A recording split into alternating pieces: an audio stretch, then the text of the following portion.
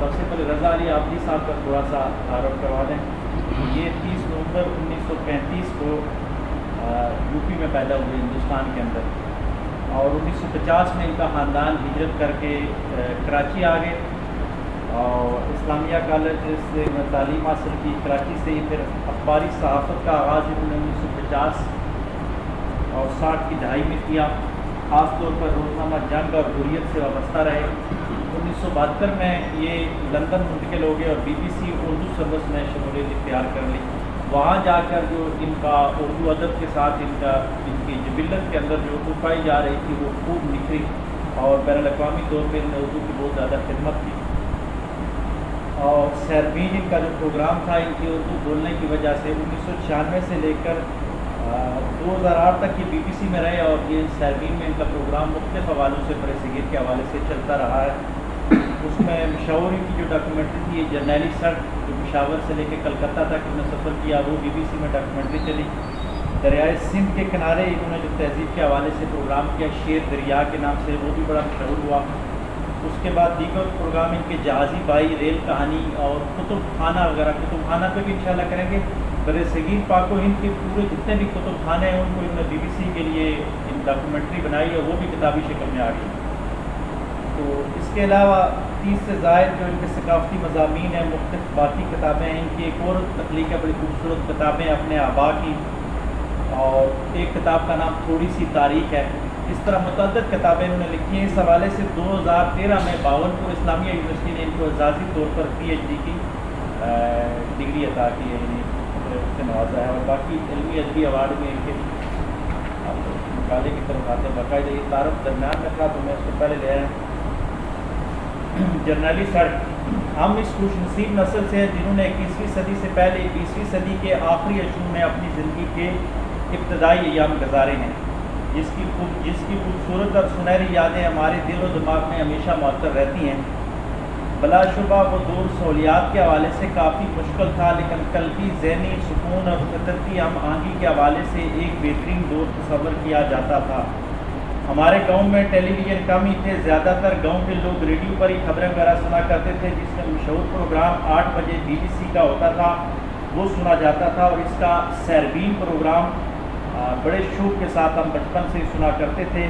اس وقت کے جو بوڑھے بزرگ تھے وہ بھی ہمارے گاؤں میں بی بی سی کے پروگرام کو بڑے شوق سے سنا کرتے تھے. اس کی شاید یہ وجہ بھی ہے کہ 1947 سے پہلے یہاں لندن والوں کی حکومت تھی, اور ان کا بی بی سی سے اس وقت سے یہاں کے لوگوں کے اوپر, دل و دماغ کے اوپر وہ چھا چکا تھا, جس کے اثرات صدیوں تک رہے, اشروں تک بعد میں رہے. پاکستان بننے کے بعد بھی بی بی سی نے اپنی مقبولیت کو برقرار رکھا, اور ہندوستان, پاکستان اور بنگلہ دیش میں ان کا پروگرام مقبولیت کے ساتھ ہی سنا جاتا رہا. رضا علی آبدی کا یہ خوبصورت پروگرام, جس میں اس نے پورے جی ٹی روڈ کو پشاور سے لے کر کلکتہ تک سفر کیا اور اس کو عوام تک پہنچایا, چنانچہ اس وقت کی اس کاوش کو بعد میں کتابی شکل میں جرنیلی سڑک کے حوالے سے سامنے آئی. اب ہم آتے ہیں, یہ مصنف خود ہی اس حوالے سے ابتدا کرتے ہیں کہ میں نے کس طرح یہ کام شروع کیا. کہتے ہیں کہ میں نے 1982 میں ہندوستان اور پاکستان کا دورہ کر کے یہ دیکھا تھا کہ ہماری قدیم کتابیں, مخطوطے اور دستاویزیں کہاں کہاں ہیں اور کس حال میں ہیں. اس دورے کی بنیاد پر بی بی سی کی اردو سروس میں پروگرام کتب خانہ نشر کیا, جس کی مقبولیت اور سامعین کے اصرار کو دیکھتے ہوئے کتب خانہ کو کتاب کی شکل دے دی گئی. پھر دوسرے دورے کا وقت آیا, یہ بات 1985 کی ہے. اس وقت سوال یہ اٹھا کہ اس دورے کا عنوان کیا ہو اور کس موضوع پر پروگرامات ترتیب دیے جائیں. بہت سے ساتھیوں نے بہت سے عنوان سوچے. ایک روز اردو سروس کے اس وقت کے سربراہ ڈیوڈ بیچ یہ تجویز لے کر آئے کہ کیوں نہ پشاور کو کلکتہ سے ملانے والی گرینڈ ٹرنک روڈ کو اپنا موضوع بنایا جائے. یہ ایسی جی کو لگنے والی تجویز تھی کہ اس میں اختلاف کی گنجائش ہی نہ رہی, اور خود میرا یہ حال ہوا کہ اسی رات شیرشاہ سوری کی تاریخ پڑھ ڈالی اور اگلے چند دنوں میں سارا بنیادی مطالعہ کر لیا. اور جس وقت روانگی کی گھڑی آئی میرا سارا ہوم ورک مکمل تھا. جی ٹی روڈ پر میں نے یہ سفر 1985 کے موسم گرما میں شروع کیا. اس کتاب میں مشاہدے اسی برس کے ہیں, اسی موسم کے ہیں. اس کے بعد اس خطے پر جو کچھ گزری اس میں نے کتاب میں اس کا اضافہ نہیں کیا, کیونکہ وہ سب کو معلوم ہی ہے. میرے دیکھتے دیکھتے دنیا سے کیا ہو چکی ہے۔ یہ کتاب دیکھنے میں ایک سفرنامہ ہے، مگر یہ سفرنامہ ہے کبھی کبھی اس کا تاریخ کی داستانوں میں گم ہوتا بھی نظر آتا ہے، اور یہ تاریخ کی داستان بھی نہیں، یہ کتاب حالیہ دہائیوں میں آنے والی غیر معمولی سماجی تغیر کا مشاہدہ ہے۔ معاشرے کو کن عوامل نے بیک وقت بدل ڈالا، یہ عوامل کا تجزیہ ہے جو نسل برصغیر کی حالیہ تاریخ کو بدل دینے والے حالات کی گواہ ہے۔ یہ اس کی گواہی ہے۔ جو نسل 21ویں صدی میں داخل ہونے کی تیاری کر رہی ہے، کتاب اس نسل کے ذہنی کرب سے عبارت ہے۔ کتاب میں انہی سنجیدہ عبارتوں کو سفرنامے اور داستانوں کے اسلوب میں لکھا گیا ہے۔ رضا علی عابدی اس کتاب کی ابتدا اور پہلا سفر پشاور سے کرتے ہیں، جس کے بارے میں وہ یوں رقم تراز ہے: کلکتہ تک جرنیلی سڑک کا اپنا 1500 میل کا سفر شروع کرنے کے لیے میں پشاور پہنچا۔ وہاں صبح کی دھند میں ڈوبا ہوا کسی پرانے زمانے کا شہر، وہی سویرے سویرے روانہ ہونے والی بسوں کے شور میں دبی ہوئی ملک کی بانگ اور نئی پیلی دھوپ میں سونے کی طرح چمکتے ہوئے مغلوں اور درانیوں کی مسجدوں کے بلند و قامت مینار۔ مجھے اس جگہ کی تلاش تھی جہاں جرنیلی سڑک شروع ہوتی تھی۔ اس پہلے پتھر کی جستجو تھی جو اس عظیم سڑک کا زیرو پوائنٹ کہلاتا تھا۔ کسی نے مجھے بتایا کہ صدر کے علاقے میں جس جگہ پرانا ڈاک بنگلہ تھا، وہاں سڑک کے کنارے ایک بڑا سا سفید پتھر کھڑا نظر آیا کرتا تھا۔ جی ٹی روڈ شاید وہاں سے ہی شروع ہوتی تھی، مگر اب کچھ عرصہ سے وہ پتھر نظر نہیں آتا۔ یہ سن کر میں زیرو پوائنٹ کے پتھر کی تلاش میں نکل کھڑا ہوا جہاں سرکار انگلیشیا کا ڈاک بنگلہ تھا۔ وہاں اب کنکریٹ کی اونچی عمارت کھڑی تھی، اس کے سامنے سڑک کے کنارے ایک بڑے سے میل کا پتھر اوندا پڑا تھا، جسے دیکھ کر نالی کے اوپر پھل بنا دیا گیا، اور میں لپک کر اس کے قریب پہنچا اور چھپ کر غور سے دیکھا۔ 1 صدی پرانے اسی پتھر کے سارے نقوش اب مٹ چکے تھے، البتہ اس پر کھودا ہوا ایک بڑا سا گول سفر کا زیرو کا نشان نظر آتا تھا، جیسے وہ پتھر حیرت سے منہ کھولے مجھے دیکھ رہا ہو۔ یہی جرنیلی سڑک کا پہلا پتھر تھا۔ اس میں یوں جھکا ہوا تھا کہ آٹو رکشے والا میرے قریب رک گیا۔ میں نے اپنا تھیلا دوبارہ کندھے پر لادا اور رکھنے والا بولا: چلو گے؟ میں نے کہا ہاں۔ اس نے کہا کہاں چلیں گے؟ میں نے کہا کلکتے۔ یوں یہاں سے یہ سفر شروع ہو گیا۔ وادیوں میں، پہاڑوں میں، سبززاروں اور سپاٹ کھیتوں میں دوڑتی ہوئی یہ سڑک 650 سال پرانی ہو رہی ہے۔ وادی پشاور سے گزر کر دریائے کابل کے ساتھ چلتی چلتی ہے اور دریائے سندھ پار کرتی سڑک حسن ابدال پہنچتی ہے، جس کے بارے میں کہتے ہیں کسی زمانے میں دلی اور کابل کے درمیان سب سے دلکش پڑاؤ تھا۔ پھر عظیم الشان شہر ٹیکسلا کی یہ سڑک کے قریب یہ سڑک مارگلہ کی پہاڑی کے کٹاؤ کے قریب پہنچتی ہے، جس میں گزر کر ہند و کش سے آنے والے ان گنت کارواں اور قافلے اور لشکر ہندوستان میں اترتے تھے، اور جس کے راستے دولت لوٹ کر لے جانے والے فوجی یہاں سے گزرتے تھے۔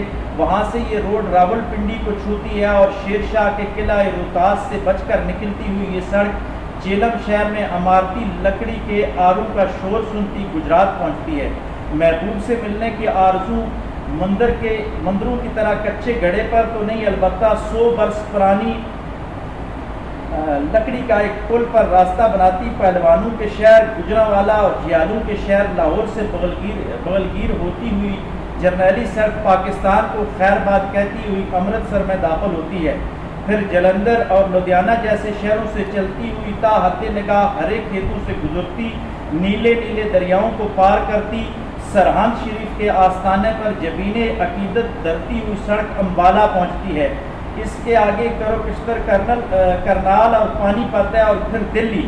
یہاں سے انگریزوں کی جی ٹی روڈ علی گڑھ کی طرف ہو جاتی ہے اور گنگا سے ملنے کے اشتعال میں کنور کی طرف نکل جاتی ہے، لیکن شیر شاہ سوری کی سڑک جمنا سے اپنا رشتہ توڑتی نہیں، سیدھی آگرہ پہنچ کر دم لیتی ہے۔ اس کے بعد کانپور آتا ہے، پھر الہ آباد، جس کے بیچوں بیچ بزرگی اور باہو شہزادوں کی قبروں اور عظیم بادشاہوں کے قلعوں پر اجڑتی ہوئی نگاہ ڈال کر یہ سڑک بنارس میں نکلتی ہے، اور گاٹ کا پانی پیتی ہوئی یہ سڑک اب بہار میں داخل ہوتی ہے اور سسرام پہنچتی ہے،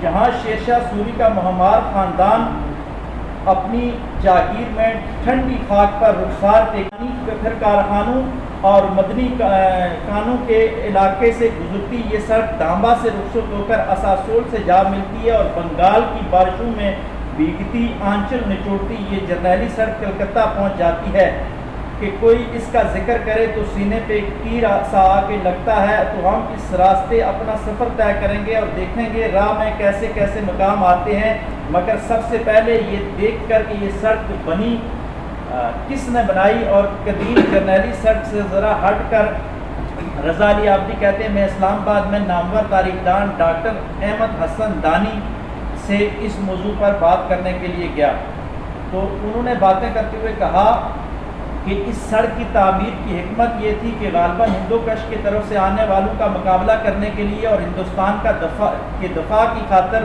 انہوں نے یہ روڈ بنائی، اور اس کا پہلا مقصد تو دفاع ہی تھا، لیکن چونکہ شیر شاہ سوری خود پٹھان تھے اور اس کی فوج وہ پٹھان سپاہی بھرتی ہوتے تھے جو اس کے اپنے علاقے سے آتے تھے، تو اس علاقے کو جانے کے لیے گزرگاہ بنانا ضروری تھی، یعنی وہ افغان مسلمان جو کلکتہ تک جاتے تھے ان کے لیے ایک روڈ بنائی گئی، یا یوں کہہ سکتے ہیں کہ یہ مجاہدین اسلام کے لیے روڈ بنائی گئی، اگر میں اس کو کہوں۔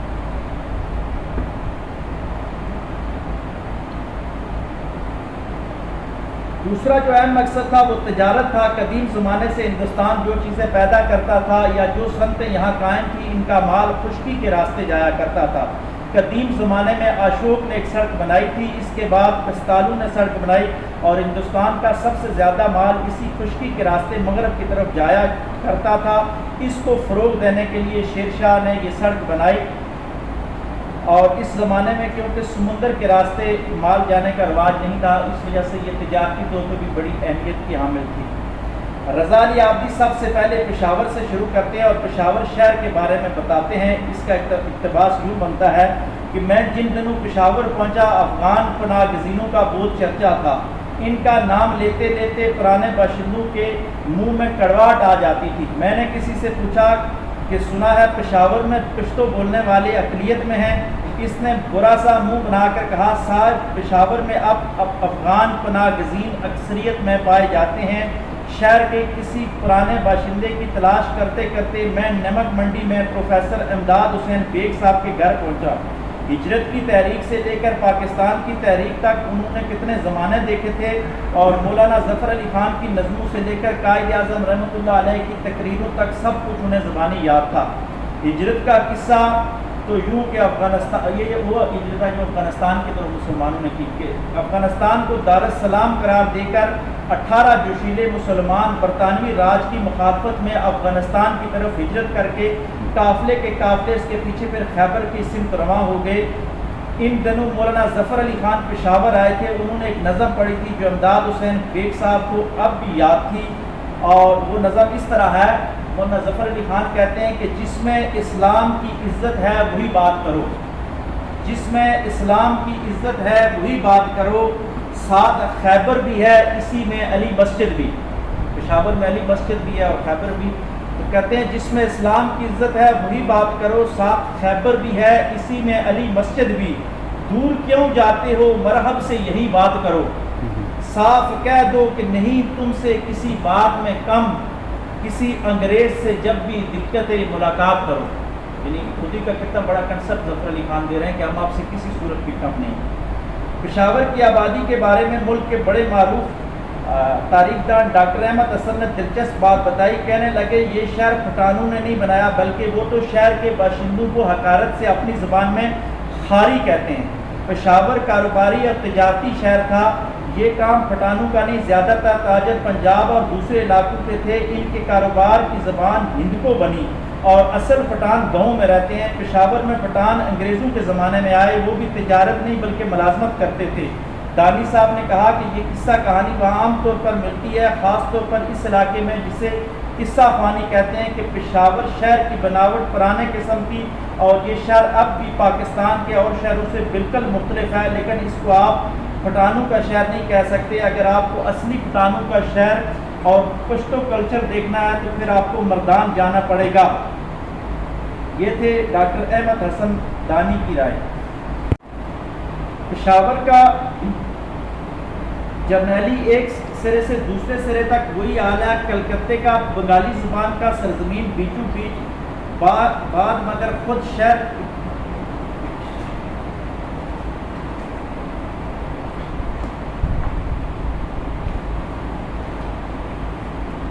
پشاور کے ایک سرے سے جرنیلی سڑک سے دوسرے سرا کلکتے تک ایسے ہی حال ہے جیسے بنگالی زبان کا سرزمین بیچوں بیچ مگر بعد خود شہر کی زبان بنگالی نہیں, لوگ اردو بولتے ہیں. یعنی کلکتے میں جس طرح وہ بنگال کا ہے لیکن وہاں اس کی زبان اردو نہیں, اسی طرح پشاور کی زبان کچھ تو نہیں بلکہ خاری زبان ہے. لوگ اردو بولتے ہیں, ہندی, گجراتی, پنجابی بولتے ہیں. دانش صاحب پشاور کے جس قصہ خوانی بازار کی بات کرتے ہیں, قدیم بغداد جیسی گلیاں آج اس کو کہتے ہیں. کبھی سڑک کے کنارے بڑی بڑی چوکیاں پڑتی تھیں, نہ صرف دور سے مسافر بلکہ شہر کے باشندے بھی راتوں کو بیٹھ کر یہاں قصے کہانیاں سنا کرتے تھے. لوگ زمانے سے بے خبر ہو کر وہاں انگیٹھیوں میں کوا پکتا تھا اور کوے کو پیتے ہوئے اور گوشت مہکتا تھا, تنور سے سرخ نان نکلتے تھے اور پھر قصہ خوانی بازار میں لوگ قصے کہانیاں سنا کرتے تھے. یہ ایک رنگ اس نے پرانی ثقافت کا بتایا. جدید جو اس دور میں آئی, حاجی محمد یوسف صاحب کا تعلق پشاور کے اسی قصہ خوانی بازار سے ہے. انہوں نے ایک موٹر گاڑی کو رنگے جانے کا بڑا دلچسپ قصہ سنایا. ایک جرمن جوڑا تھا, میاں بیوی, بہت اچھی سفید گاڑی لے کر آئے. وہ پہلے ایران پہنچے جہاں انہوں نے کابل کی گاڑیاں دیکھی جن کے اوپر بیل بوٹے بنے ہوئے تھے. وہاں انہوں نے پوچھا کہ یہ بیل بوٹے کہاں سے بنائے جاتے ہیں, تو کسی نے ان کو کہا کہ افغانستان میں بنائے جاتے ہیں اور یہ کام افغانستان والے کرتے ہیں. پھر افغانستان میں آئے تو انہوں نے کہا یہ کام پشاور میں ہوتا ہے. تو وہ جرمن جوڑا پشاور میں لالا خیر محمد کے کارخانے میں آیا اور کہا کہ ہماری گاڑی پر یہ نقش و نگار کر دیا جائے. ادھر صدر میں ہی لالا خیر محمد سے رابطہ کر کے انہوں نے اپنی گاڑی پہ وہ نقش و نگار بنائے اور بڑی خوشی خوشی وہ اپنی سفید فوکسی واگن واپس جرمنی لے کے گئے اور بتانے لگے کہ ہم نے پاکستان کی ثقافت ہے. مجھے ایک آدمی نے بتایا کہ میں امریکہ میں گیا اور وہاں پہ بھی پوری دنیا کی نمائش لگی ہوئی تھی کلچر کی, تو میں پاکستانی اسٹال پہ گیا تو پاکستانی اسٹال میں انہوں نے جو ہمارے ٹرکوں کی جو ڈیکوریشن ہے وہ رکھی ہوئی تھی کہ پوری دنیا میں اس کو پسند کیا جاتا ہے. ہماری ثقافت کا ایک یہ بھی رہا ہے. پشاور شہر میں شاہجہاں کے زمانے میں یہاں ایک شالیمار باغ بنایا گیا تھا جس کو بعد میں انگریزوں نے کنگم پارک بنایا, اب جناح پارک کہتے ہیں. اس کے درمیان اب یہ جھوٹی چٹی روڈ گزرتی ہے. در حقیقت اس وقت یہ باغ تھا لیکن اب باغ ختم ہو چکا ہے. تھوڑا سا درمیان سے مس کرتے ہم پنڈی میں پہنچتے ہیں. درمیان میں وقت کی کمی کی وجہ سے بہت سارے شہروں کو چھوڑتے ہوئے راول پنڈی پہنچتے ہیں. رضا علی آبدی ایک بزرگ آدمی سے راول پنڈی میں قیام پاکستان کے حوالے سے کچھ باتیں کرتے ہیں. ان کا ذکر یوں ہے کہ اس وقت آٹے کا سیر 1 آنے کا, دودھ میں کوئی ملاوٹ نہیں تھی, گوشت بکرے کا 4 آنے کلو ملتا تھا.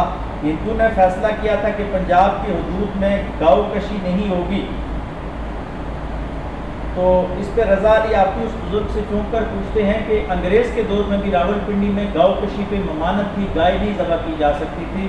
تو اس نے کہا کہ بالکل جی, انگریز نے بھی, اس بزرگ نے بڑی خوبصورت بات کی کہ حقیقت میں سامنے انگریز تھے لیکن ہم پر حکمرانی ہندو ہی کیا کرتے تھے. یعنی راول پنڈی شہر میں گائے کے گوشت پر مکمل پابندی رہی 1947 تک. مسلمانوں کو بکرے کا گوشت ملتا تھا, وہ 1 پیسے کا 1 کلو دیا کرتے تھے.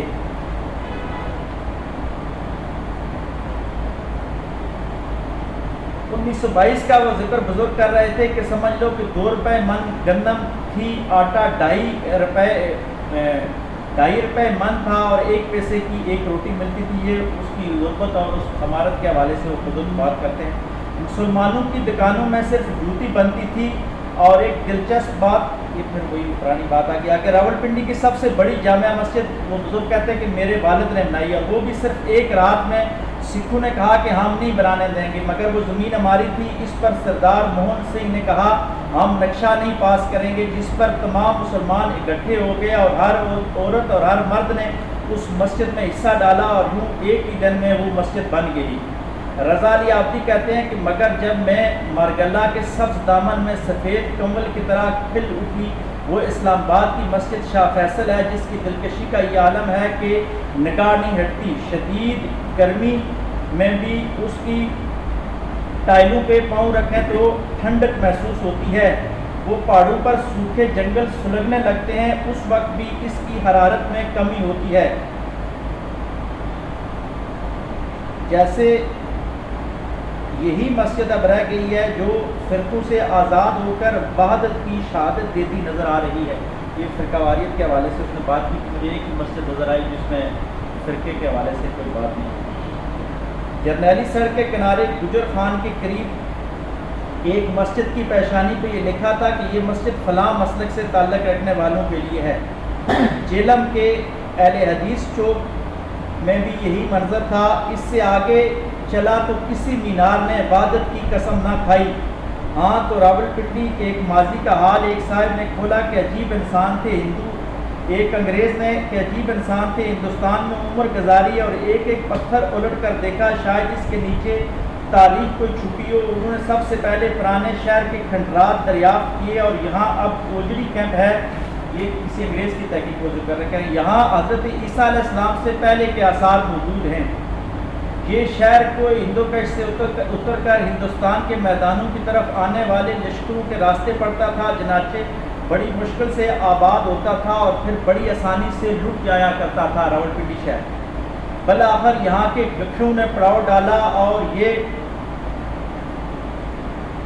کیان، ایران کا ایک شہر ہے کیان، وہاں کی سلطان کی اولاد میں سے تھے یہ گکھر کیان، اس لیے انہوں نے اس شہر کو مستقل آباد کرنے کی ٹھانی اور انہوں نے باہر سے آنے والے کافروں کی مہمان نوازی کی۔ ان کو معلوم تھا کہ یہ لوگ یہاں رکیں گے نہیں بلکہ دلی کی طرف چلے جائیں گے، اس لیے وہ ان کی مہمان نوازی کرتے رہے اور اپنا شہر ہمیشہ بچا کر رکھتے رہے۔ درمیان میں بہت سارے قصبوں اور شہروں کو چھوڑتے ہوئے اب ہم روہتاس پہنچتے ہیں۔ قلعہ روہتاس کہنے کو تو برصغیر کی تاج میں نگینے کی طرح جڑا ہوا ہے، مگر انسانوں کی طرح بستیوں کی آبادیوں اور عمارتوں کی بھی تقدیر ہوا کرتی ہے۔ روہتاس شہر اعظم پاکستان میں جیلم کے قریب اسی قلعہ روہتاس کے پہلو سے لگی ہوا کرتی تھی۔ رات دن سینکڑوں ہزاروں قافلے اور کاروائی ادھر سے گزرا کرتے تھے، مگر بعد میں انگریزوں نے اس سڑک کو ندی نالوں کو اس علاقے سے ہٹا کر 5 میل دور دینا کے قریب بنا دیا۔ قلعہ روہتاس بننے کی داستان بھی بڑی دلچسپ ہے، جس کے پچھلی دفعہ شہزاد صاحب نے تذکرہ کیا تو اسی پہ یہ بات چلی اور آج یہ مقالہ ہے۔ جیلم سے 16 کلومیٹر شمال مغرب میں قلعہ روہتاس شیر شاہ سوری نے اس وقت بنایا جب ہمایوں ہندوستان چھوڑ کر جا چکا تھا اور شیر شاہ کی حکمرانی بنگال، بہار، آگرہ، دلی، ملتان اور لاہور تک پھیلی ہوئی تھی۔ جیلم اور راولپنڈی کے علاقے تک بھی اس کی حکمرانی تھی، مگر یہاں کا معاملہ مختلف تھا۔ اس سارے علاقے میں گکھڑ آباد تھے جو ہمایوں کے دوست جانے جاتے تھے، لہذا شیر شاہ سوری ان کو اپنا دشمن سمجھتا تھا۔ اس نے یہاں قلعہ بنانے کی حکمت عملی اپنائی۔ شیر شاہ سوری نے کہا کہ میں تمہارے سینے میں ایک ایسی میڑ ٹھوکوں گا جسے قیامت تک کوئی نہیں نکال سکے گا۔ یہ قلعہ روہتاس کے بارے میں پنڈی کے گکھروں کو اس نے کہا۔ اس کے بعد شیر شاہ سوری نے اپنے وزیر مال، یہ ٹوڈر نام آتا ہے شاید، ٹوڈل مال، اس کو حکم دیا کہ اس سرزمین کے بیچوں بیچ ایک عظیم و شان قلعہ تعمیر کیا جائے۔ گکھروں نے اعلان کر دیا کہ کوئی بھی شخص یہاں مزدوری نہیں کرے گا، پھر دیکھتے ہیں قلعہ کیسے بنتا ہے۔ تمام کاریگروں نے ہڑتال کر دی، کوئی آدمی نہیں گیا۔ سرداروں کے اس حکم کی وجہ سے بادشاہ کو جب یہ معلوم ہوا تو اس نے اپنے وزیر کو کہا کہ اتنا زیادہ پیسہ دیا ہے، تمہیں کسی بھی قیمت پر یہ قلعہ بننا چاہیے، خزانے سے رقم نکالو جتنی چاہے، مجھے پرواہ نہیں۔ بادشاہ کا حکم ملتے ہی تمام علاقے میں اعلان کر دیا کہ ہر پتھر لانے والے کو ہر پتھر کے بدلے 1 اشرفی دی جائے گی۔ یہ اعلان ہونا تھا کہ چاروں جانب سے لوگ پتھر لاد کر لانا شروع ہو گئے، اشرفیاں بٹنے لگ گئی۔ اب تو مزدوروں کی ایسی اغار ہوئی کہ ایک پتھر کا معاوضہ گھٹتے گھٹتے 1 دام اور پھر 10 ٹکے اور بالآخر صرف 1 بیلولی رہ گیا۔ بیلولی شاید مغلوں کی کوئی کرنسی تھی، یا تیلا۔ تو یوں یہ عمارت غالباً اتوار 25 مئی 1842 کو مکمل تیار ہو گئی، اس دن تیار ہو گئی، اور اس کی تعمیر میں اس وقت جو خرچہ آیا وہ 24 کروڑ 15 لاکھ 5,000 ڈھائی دام تھا۔ اتنا مہنگا، لیکن یہاں ایک تاریخ بتاتی ہے کہ پیسے کے زور سے ہر دور میں کچھ بھی کیا جا سکتا ہے۔ قلعہ روہتاس کی عجیب بات ہے کہ اس کے اندر اور اس کے پاس پہنچتے ہوئے بزرگوں کی بہت سی قبریں ہیں۔ سید کمال چشتی، سید جمال چشتی، نور چشتی، شہید مردان، مراد علی شاہ، سید حسین شاہ ستار، ناصر الدین شاہ شہید وغیرہ سب یہاں ہی آرام فرما رہے ہیں۔ یہ بزرگ کون تھے، کب اور کہاں سے ہندوستان کے دور دراز علاقوں سے چل کر یہاں کیوں پہنچے؟ کہیں یوں تو نہیں تھا کہ جس طرح یہ علاقہ 1000 برس سے جوگیوں کا مرکز رہا، اسی طرح یہ تصوف کا مرکز بھی رہا۔ تاریخ خاموش ہے، لوگ بول رہے تھے، دور دراز سے بیمار یہاں آتے ہیں اور شفا یابی کے لیے منتے ہیں، یہاں نمک رکھ جاتے ہیں۔ نمک کا اس علاقے سے گہرا تعلق ہے، کھیوڑا کے نمک کے کان اسی علاقے میں ہے، اور سکندر اعظم جب یہاں آیا تو اسے نمک کی کانوں کا علم ہوا۔ اس وقت بھی یہاں جوگیوں کا پڑاؤ ہی تھا۔ اب قلعہ جوگیاں بہت مشہور ہے جی، اسی سے آگے درمیان میں بہت سارے شہر چھوڑ رہا ہوں، پھر لاہور پہنچتے ہیں۔ لاہور کے بارے میں رضا علی آبدی فرماتے ہیں کہ لاہور والے زندہ دلانے پنجاب کہلاتے ہیں۔ اس خطاب میں کوئی شک نہیں ہو سکتا، یہ خطاب لاہور والوں کو سب سے بڑے زندہ دل انسان سر سید احمد خان نے دیا تھا۔ یہ بات 1848 کی ہے، اور اس کو 101 سال کے بعد میں نے لاہور دیکھا تو ویسا ہی زندہ دل پایا۔ زندگی کو ایسا جی کھول کر کسی نے برتا ہوگا، جب دوسری بستیوں کا یہ حال ہے کہ دیکھ کر دل ڈہ جاتا ہے۔ لاہور ایسا جیتا جاگتا نگر ہے جہاں لوگ اجڑے پھر آباد ہو گئے۔ شام ہوئی تو لوگ گھروں سے باہر آ گئے، وہ بھی سرشاری کے عالم میں۔ لوگ کھا رہے ہیں، پی رہے ہیں، باغوں کو جا رہے ہیں، سواریوں میں بیٹھے مصوری کر رہے، ساز بجا رہے، ناٹک ہو رہا، موسیقی کی محفلیں سجی، علمی مباحثے ہو رہے، کتابیں پڑھی جا رہی۔ یہی لاہور والے تو ہیں کہ ادھر بارش کا پہلا چھینٹا پڑا تو گیٹ ٹانگوں میں لگ پھٹ عید کے مقبرے یا باغ جناح کی طرف چل پڑے۔ ساتھ میں کھانوں سے بھرے برتن ہیں، آموں سے بھری پیٹیاں، اور صرف یہی نہیں، ان کے ساتھ طبلے بھی ہیں، ہارمونیم بھی ہے، اور باغ میں ہر طرف ٹولیاں بیٹھی ہیں، لوگ گا رہے ہیں، کھیل رہے ہیں، کھانے پر چپٹا چپٹی ہو رہی ہے، شاخوں پر جھولے ڈالے جا رہے ہیں۔ لطف یہ ہے کہ پوری بارش کا انتظار بھی نہیں کیا، ایک ذرا سے چھینٹے پر پورا لاہور گھروں سے باہر نکل آیا۔ لاہوریوں کی زندہ دلی کی وہ تصویر لے رہا ہے۔ اب رضا علی آبدی لاہور سے جی ٹی روڈ کا سفر ختم کر کے جب ہندوستان میں داخل ہوئے تو اس کے بارے میں یوں رقم تراز ہیں۔ میرا پاکستان کا سفر ختم ہونے کو آیا، جی ٹی روڈ کے آخری ٹکڑے پر سفر کرتا ہوا میں ہندوستان اور پاکستان کی سرحد تک پہنچا۔ شالامار باغ سے لے کر جلو موڑ تک جو بستیاں ہیں ان کی دیواروں پر پچھلی جنگ کی گولیاں اب تک پیوست ہیں۔ راہ میں جو کھیت اور میدان تھے ان میں میرے چشم تصور نے گرد کے بادل اڑائے، ٹینک اور ان کے پیچھے رفلیں اٹھائے ہوئے وہ فوجی ابھی بھی مجھے نظر آ رہے تھے۔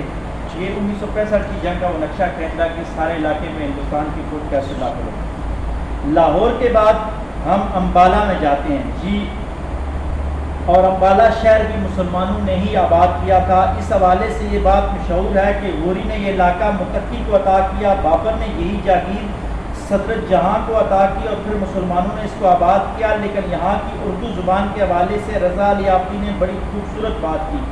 کہتے ہیں ہم جوتے اتار کر امبالہ کی مسجد میں داخل ہوئے تو 2 نوعمر لڑکے چٹائی پر بیٹھے قاری صاحب سے اردو پڑھ رہے تھے مسجد کی قاری صاحب۔ نوجوانوں کو اردو پڑھتے دیکھ کر ہم مسرور ہوئے، پیار سے ان دونوں کے سروں پر ہاتھ پھیرا اور ایک سے پوچھا بیٹا آپ کا کیا نام ہے؟ تو اس نے کہا ورندہ کمال۔ میں اس جواب کے لیے ذہنی طور پر قطعاً تیار نہ تھا۔ اب دوسرے نوجوان سے مخاطب ہوا کہ آپ کا کیا نام ہے؟ تو اس نے کہا بلرام۔ امبالہ کی سبزی منڈی میں حضرت توکل شاہ نقشبندی رحمۃ اللہ علیہ کی درگاہ اور جامع مسجد میں یہ منظر مجھے حیران کر گیا۔ ذہن سے امڑ کر بے شمار سوال زبان پر آ رہے تھے۔ میں نے ورندہ کمال سے پوچھا آپ اردو کب سے پڑھتے ہو؟ انہوں نے بتایا کہ ان دونوں کو اردو سیکھتے سیکھتے ابھی 1 ہفتہ ہوا۔ میں نے کہا آپ اس کے لیے یہاں مکتب آنا پڑتا ہے، آپ کے اسکول میں اردو نہیں سکھائی جاتی؟ تو ورندہ کمال نے جواب دیا نہیں، ادھر کوئی نہیں اردو پڑھانے والا۔ یعنی ہندوستان سے اردو کو نکال دیا گیا سرکاری سطح پر، لیکن وہاں کے ہندو ابھی تک اردو کے اس میں مبتلا تھے، وہ پڑھ رہے تھے۔ میں فوراً اصل سوال پہ آ گیا کہ آپ نے اردو پڑھنے کا فیصلہ کیوں کیا؟ تو اس نے کہا ہمارے کاروبار میں کام آتی ہے، ہم کمیشن ایجنٹ ہیں، ہمارے سارے کھاتے اردو میں لکھے جاتے ہیں، سارے حساب کتاب اردو میں ہیں۔ میں نے بلرام سے پوچھا کہ آپ کو اردو سیکھ ہیں، آپ بھی کاروبار کرتے ہیں؟ اس نے کہا نہیں، میں کاروبار نہیں پڑھتا، ہمارے بڑے بڑے اخبار اردو میں ہیں، ہم شوق سے ہم اخبار پڑھتے ہیں، اس لیے اردو پڑھنے کا فیصلہ کیا۔ یہ عجیب منظر تھا، نہایت متبرک، چار دیواری میں دو ہندو لڑکے بیٹھے اردو پڑھ رہے تھے۔ میرے میزبان رنجندر ملہوترا صاحب کی درگاہ اور مسجد کے اندر چلے آئے تھے، لیکن کسی کے آبرو کو جنبش نہیں ہوئی، کسی کے پیشانی پر بل نہیں پڑا۔ یہ مقبرے اب بھی رواداریوں کی علامت بن چکے ہیں، کسی عمارت کی پیشانی پر نہیں لکھا کہ صرف فلاں مسلک کے لیے مخصوص ہے۔ یہ ہندوستان کا تذکرہ ہو رہا ہے کہ وہاں مسلمان اقلیت میں چلے گئے تو فرقہ کم ہے، اس حوالے سے اردو کے حوالے سے انہوں نے بڑی اچھی بات لکھی، لیکن آگے جا کے مسجدوں کے حوالے سے ایک بات جو حیران کر گئی کہ امبالہ میں تقریباً 200 مسجدیں تھیں کہ ہمیں پاکستان سے پہلے، اس وقت ان میں سے صرف 4 مسجدیں آباد ہیں، 200 میں سے 5 مسجدیں باقی رہ گئی۔ ظاہر ہے عبادت گاہ اپنی عمارت سے نہیں بلکہ اپنے عبادت گزاروں سے ہوتی ہے، وہ نہ ہوں تو کیسی ہی عمارتیں ریزہ ریزہ ہو جاتی ہیں۔ البتہ طوفان کے جاتے ریلوں میں جو صحیح سلامت رہا وہ یا ولی اللہ کا مزار تھا یا اس علاقے کے کسی غیر مسلم کی جو عقیدت تھی اس نے اس کو بچا کر رکھا۔ صرف 4 مسجدیں، اور اس نے کہا ایک جو مزار بچا ہے وہ سخی سرور کا مزار ہے، جسے پرانے عقیدت مندو ہندو لوگوں نے ابھی تک محفوظ کر کے رکھا ہوا، اور اس کے بارے میں کہاوت مشہور ہے کہ اس کا سر ملتان میں ہے اور دڑ جو ہے وہ یہاں پہ ہے۔ واللہ عالم یہ اس کہانی میں کتنا سچ ہے۔ ٹائم کب آئے گا سر؟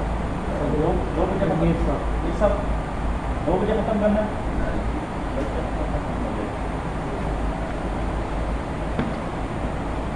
9 سے 5 منٹ پہلے کر لیں تو ٹھیک۔ دوبارہ آباد ہونے کی بہت سی کہانیاں ہیں، مگر امبالہ کے کینٹ کی جامع مسجد کا حال سب سے جدا ہے۔ تقسیم ہند سے پہلے یہ مشرقی پنجاب کی نئی مسجدوں میں سب سے بڑی عالی شان مسجد تھی۔ وقت کے جھونکوں میں اس کا چراغ بجھا اور یہ تاریکی میں ڈوب گئی۔ اس کی باقی داستان قاری اسماعیل صاحب نے یوں سنائی جو اس وقت اس مسجد کے امام تھے۔ وہ کہتے ہیں کہ 1957 میں انڈو پاک مشاعرہ تھا، قتیل شفائی طفیل ہوشیارپوری اس مشاعرے میں آئے، مجھے اچھی طرح یاد ہے۔ تو اس جامعہ مسجد کے سامنے ایک ہندو شاعر رام تمنا رہتے تھے، بڑے بزرگ شاعر تھے اور پاکستان کے مشہور شاعر وقار امبالوی صاحب کے خاص دوستوں میں تھے۔ مشاعرہ ختم ہونے کے بعد تقریباً 3 بجے رات ہم سب رام کشن تمنا صاحب کے یہاں آئے، اور وہاں ہندوستان اور پاکستان کے سارے بڑے شاعر موجود تھے۔ تو 3 بجے کے قریب مجھے محسوس ہوا کہ جس عمارت کی پشت پر ہم کھڑے ہیں یہ مسجد معلوم ہوتی ہے۔ تو میں نے رام کشن سے پوچھا یہ کیا عمارت ہے؟ انہوں نے آگے جو کنٹینیو کریں نا، آپ کو 15 منٹ ہے تو شہر کو سٹی جو سی بڑے بڑے آگے ہمیں کلکتہ تک پہنچا دی، ورنہ اگر تفسیر ہوگی تو رستے میں رہ جائے۔ صحیح۔ میں نے رام کشن سے پوچھا یہ کیا عمارت ہے؟ انہوں نے کہا یہ مسجد ہے اور بڑی آباد مسجد تھی، یہاں ہزاروں مسلمان نماز پڑھنے آتے تھے۔ ہم بڑے خوش تھے، لیکن اب اس کی بڑی بے حرمتی ہو رہی ہے، اس میں لوگوں کی رہائشیں ہیں، اور یہ باتیں سن کر میرے دل پر چوٹ سی لگی۔ اور خدا شاہد ہے کہ میں نے اپنے دوستوں طفیل ہوشیارپوری، قتیل شفائی اور سب سے کہا کہ آؤ خدا سے دعا کریں، یہ تہجد کا وقت ہے، دعاؤں کی قبولیت کا وقت ہے، ہم اس وقت دعا کریں کہ یہ مسجد جو ہے اس میں خدا ہماری زندگی میں ایک ایسا موقع دے کہ ہم اس میں نماز پڑھ سکیں۔ خدا کی شان دیکھیں کہ وہ دعا جو اس رات کی گئی وہ قبول ہوگی۔ میں نے جتنا مانگا اس سے زیادہ ملا، یعنی میں نے صرف ایک دفعہ نماز پڑھنے کے لیے دعا مانگی، لیکن کیا ہوا، پنجاب وقف بورڈ کی طرف سے امبالہ کا خطیب مجھے یہاں پہ مقرر کر دیا گیا۔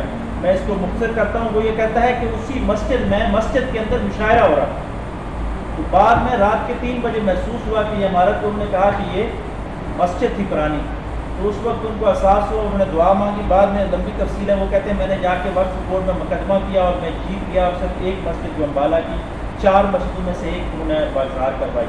اور یہ ہر طرف ہوتا ہے، میں نے پاکستان میں بھی دیکھا ہے کہ جو ان کے عبادت گاہیں تھیں ان پہ لوگوں نے رہائشیں بنا دی۔ ہماری مری کے اندر میاں والی کے ایک تحصیلدار سے نائب تحصیلدار عبدالرحمان ان کا نام تھا، تو انہوں نے مری میں جو گردوارہ تھا سکھوں کا وہ اپنے نام کروا کے وہاں پہ انہوں نے رہائش بنا لی۔ تو مندرو کے افسر اور ابھی وہ تحصیلدار صاحب ریٹائر ہو گئے، لیکن بہرحال رہائش ان کی فیملی کے پاس۔ کلچر کی باقیات کی تقدس۔ اب بہت سارے شہروں کو چھوڑتے ہوئے ہم دلی میں پہنچ جاتے ہیں، اور دلی میں رضا علی عابدی جامع مسجد جانے کی جو بات کر رہے ہیں، میں اس کا ذکر کہتا ہوں۔ کہتے ہیں مجھے جامع مسجد جانا تھا، میں نے بس پر جانے کا ہی فیصلہ کیا۔ وہی ٹاٹا کی لوہے والی بسیں جن پر ٹکٹ دینے کے لیے کنڈکٹر کے پاس جانا پڑتا تھا۔ مختصر کرتے ہیں جی، خیر وہ کہتے ہیں کہ میں مسجد میں پہنچا تو پاکستانیوں کی طرف سے بہت ساری فرمائشیں تھیں۔ کسی نے کہا کہ کرتے شلوار کا کپڑا لے آنا، کسی نے کہا کہ دوپٹوں کی ململ وہاں سے اچھی ملتی ہے وہ لے آئیے گا۔ خیر حیرت اس کو اس وقت ہوئی، کہتے ہیں کہ جس وقت میں چیزیں لینے گیا تو دکاندار سے میں نے کہا کہ سب سے اچھا کپڑا دکھائیے، تو وہ اندر سے کپڑا لے آیا، کہتے ہیں یہ لیں جی، یہ پاکستان سے آیا، سب سے اچھا کپڑا ہے۔ تو کہتا ہے ہمیں ساتھ سے کمتری میں تھے کہ اس زمانے میں کاٹن بنتا تھا جی۔ تو اور بڑی حیرت بات ہے، کہتا ہے وہاں پہ میں مختلف کر رہا ہوں، وہ کہتا ہے کہ میں نے اس دکاندار سے پوچھا، اس وقت مسلمان بہت اوپر تھے، ضیاء کا دور ہے یہ، کہتا ہے اس نے کہا یہاں جو پاکستانی آتے ہیں یہاں ہمیں بڑا کم ظرف سمجھتے ہیں، اور ہر پاکستانی اپنے آپ کو جنرل ضیاء الحق کی طرح ایک سپریم آدمی سمجھتا ہے۔ یعنی دیکھیں جب لیڈر آپ مضبوط ہوں گے جہادی طور پر تو وہاں اس کا اثرات پڑتے ہیں۔ تو کہتے ہیں کہ یار پاکستانیوں کو کہیں کہ اتنی بھی ہماری تصدیق نہ کریں، وہاں کے مسلمان کہہ رہے ہیں، لیکن اس وقت کی حالت ابھی بھی اللہ کا شکر ہے پھر بحال ہوگی۔ لوگ کہتے ہیں کہ ہمایوں کو شکست دے کر جب شیر شاہ دلی میں داخل ہوا تو ایک بوڑھی عورت نے کہا کہ آخر دلی کو اس کا دولہا مل گیا۔ شیر شاہ نے آئینے میں اپنی شکل اسی دن دیکھی تو اس کی داڑھی میں سفید بال آ گئے۔ اس نے سوچا ہوگا کہ ابھی کرنے کے بہت سارے کام ہیں، چنانچہ یہ آدمی ہندوستان کی تعمیر میں جت گیا، اور صرف 5 برس کی حکمرانی میں اس نے اتنا کام کیا کہ عقل حیران رہ گئی۔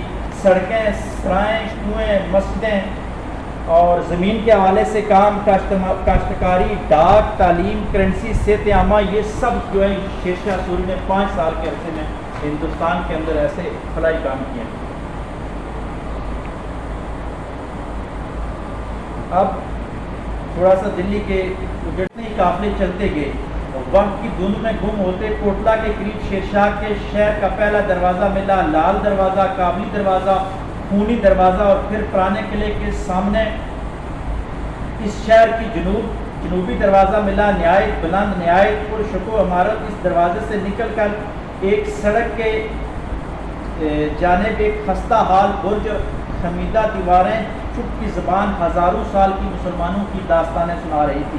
خلیق انجم نے کچھ باتیں کی جو ذرا یہی تھی کہ یہ شیر شاہ سوری کا بنایا ہوا ہے، اور یہ فصیل بھی غالباً شیر شاہ نے بنائی، کیونکہ شیر شاہ کے مرنے کے بعد اس کے بیٹے اسلام شاہ نے اس فصیل کو پورا کیا، اور پھر جیسا کہ آپ جانتے ہیں کہ کئی شہر آباد ہوئے، یہ فصیل ضائع ہو گئی۔ سوچ رہا تھا کہ شیر شاہ نے اپنے شہر کے گرد جو زبردست فصیل اٹھائی، اس کا سارا ملبہ، اس کی ساری پتھر کہاں گئے۔ کتابوں میں لکھا ہے کہ بعد میں جب شاہ جہاں نے اپنا دلی آباد کیا، شاہ جہاں آباد بسایا، تو اس کے مزدور یہاں سے پتھر اٹھا کر وہاں لے گئے۔ اس پر دل نے ایک اور سوال پوچھا کہ شاہ جہاں اگر شیر شاہ کی دیواروں کے پتھر لے گیا تو خود شیر شاہ اپنی دیواروں کے پتھر کہاں سے لایا ہوگا۔ کتابوں میں لکھا ہے کہ اس نے قریبی فیروز شاہ کوٹلہ کی شاندار فصیل کو ڈھا کر اپنا شہر آباد کیا تھا، یعنی ہر بادشاہ دوسروں کے پتھر ہی اٹھا کرتا رہا۔ تو کہتے ہیں کہ دلی 7 مرتبہ بسی اور 7 مرتبہ اجڑی، اور درجن سے زیادہ حکومتوں نے اس کو اپنا پایا تخت بنایا۔ اس کی ساری آبادیاں جمنا کے مغربی کنارے تھی۔ یہیں پہلے وہ شہر بسا جس کا نام اندر پت تھا، اور بعد میں سونی پت اور پانی پت ہو گیا۔ انہی پتوں کی خاطر حضرت عیسیٰ علیہ السلام سے 1000 سال پہلے یہاں مہابھارت کی جنگ لڑی گئی تھی۔ اس سارے سفر کے حوالے سے ایک دلچسپ بات رضا علی عابدی کہتے ہیں کہ پشاور سے آگرہ تک جرنیلی سڑک پر زبان، ادب، روایات، پہناوے، رسم و رواج سب کچھ بدل جاتا ہے، مگر اس 1500 میل لمبے راستے میں گنے کا رس کہیں بھی نہیں بدلا۔ پورے 1500 میل میں آپ کو ہر جگہ ایک ہی ذائقے کے ساتھ ملتا چلا گیا۔ بہت سارے شہروں کو چھوڑ کر ہم آگرہ کی طرف آتے ہیں۔ آگرہ الہ آباد کے حوالے سے، آگرہ کو ہم نے چھوڑ دیا، الہ آباد کے حوالے سے صرف اس کے تعلیمی حوالے سے ذکر کرتے ہیں۔ رضا علی عابدی کہتے ہیں کہ الہ آباد یونیورسٹی کا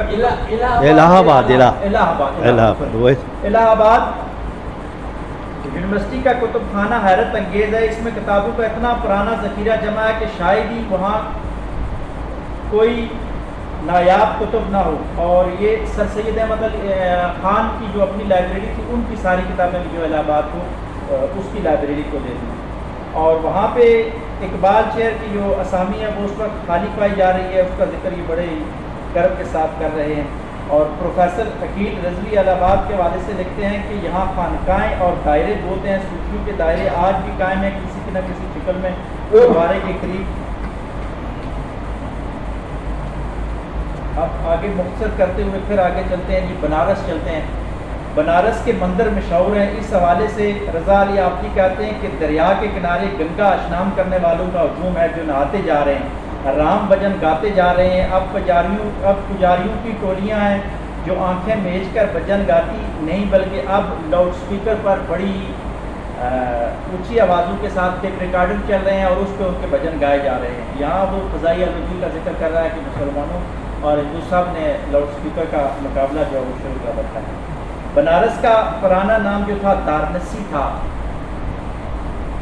بنارس کا نام بدل کر کچھ عرصے کے لیے مسلمانوں نے محمود آباد بھی رکھا، لیکن نہ یہ دارنسی رہا اور نہ محمود آباد بلکہ بنارس ہی رہا.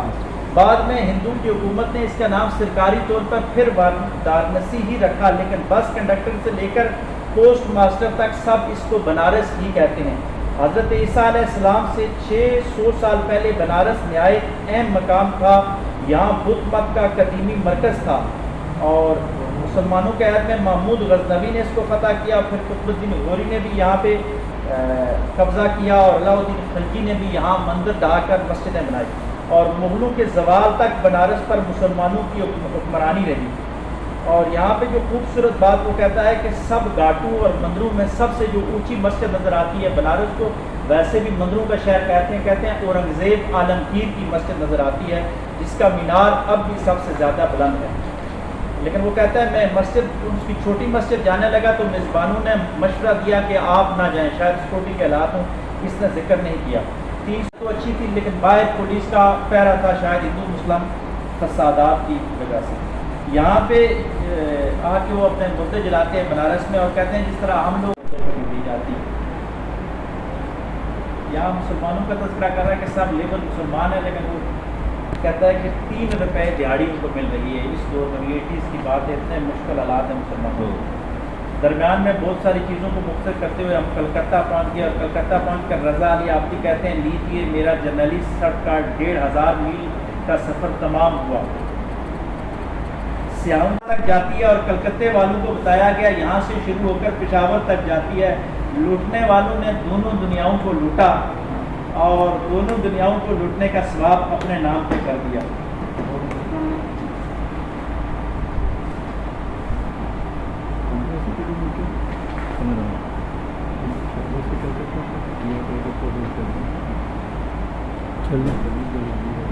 آخر میں رضا علی آبدی اس پورے سفر کو سمیٹتے ہوئے یوں رقم تراز ہے کہ کوئی مجھ سے پوچھے کہ احساس اور شعور کے سارے تجربے کو ایک جملے میں کیوں کر بیان کیا جا سکتا ہے، تو میں کہوں گا کہ پشاور سے کلکتہ تک مختلف تہذیبیں، زبانیں جدا، مگر بات یہ ہے کہ پرانی نسل کو گزرے ہوئے کل کی یاد ستا رہی ہے اور نئی نسل کو آنے والے کل کی خبر نہ ہے. دونوں نسلیں ایک دوسرے سے دور ہوتی جا رہی ہیں.